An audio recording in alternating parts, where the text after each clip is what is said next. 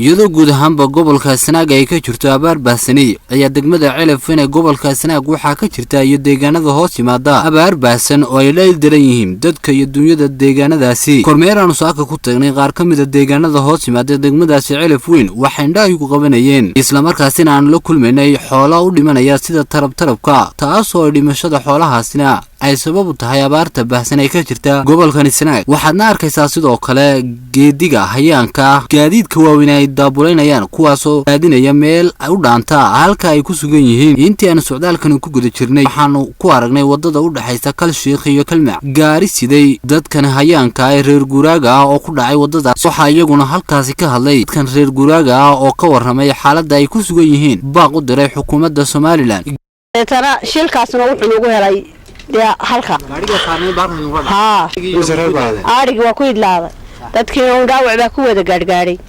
qof jug nooc ka saada qaar juga uu wada qabqaba dad abaari wada baan waxaan ka codsanaynaa gacan qabash waxaan shan qoys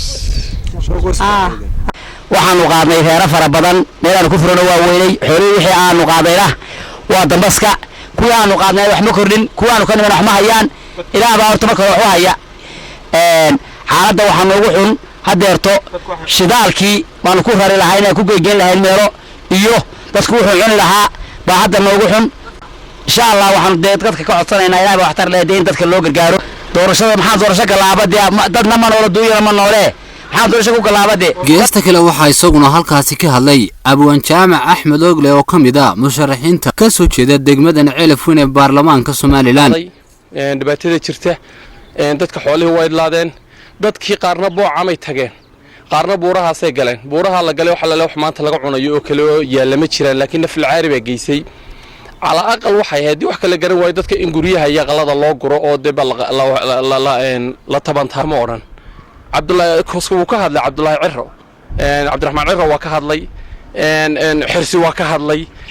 madax kale oo mucaaradka fara badan baa ka hadlay Faysal baa ka hadlay ilaa ay hadda waxaan u maleynayaa in lagu yiri odayga Muuse Biixi